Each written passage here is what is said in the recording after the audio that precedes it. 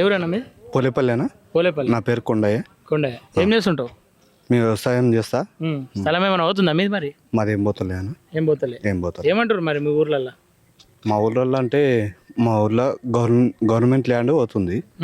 ఇక కొందరికి అధికారులు చెప్పిండ్రు ఎకరాకు 10 లక్షలు ఓ ప్లాటు, ఎకరాకు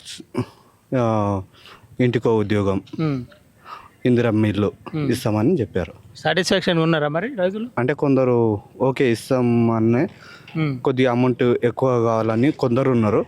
కొందరు మేము ఇవ్వము అని, మా ₹1,00,00,000 ఇచ్చినా ఇవ్వమంటని కొందరు ఉన్నారు. అట్లా 2 రకాలు ఉన్నారు.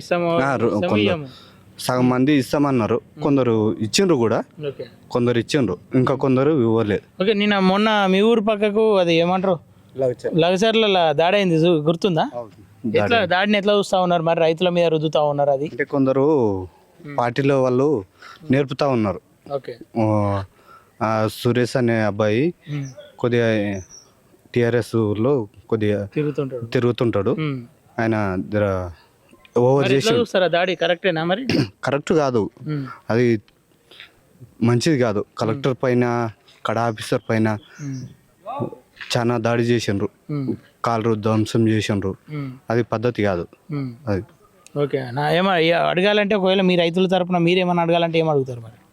అంటే సార్ వాళ్ళని కొద్దిగా అమౌంట్ ఎక్కువ చేస్తే బాగుంటుంది, చేస్తే బాగుంటుంది. కానీ మా ఊరు వాళ్ళతో గవర్నమెంట్ ల్యాండ్కు 10 లక్షలు ఇస్తామన్నారు. ఇక మా ఊరు వాళ్ళతో పట్టభూములు పోతలేవు. వేరే ఊళ్ళకు పట్టభూములకు ఎంత ఇస్తామనేది ఇంకా చెప్పలేదు.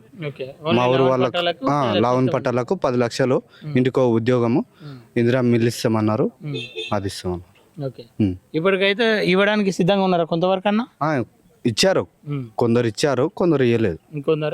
కొందరు ఉన్నారు వెయిటింగ్. కొందరేమో అందరు ఇస్తే ఇస్తామని కొందరు ఉన్నారు, కొందరేమో ఇవ్వకూడదని ఉండరు, కొందరేమో వాళ్ళు వీళ్ళు నేర్పుతుంటే అటు ఇటు ఉన్నారు.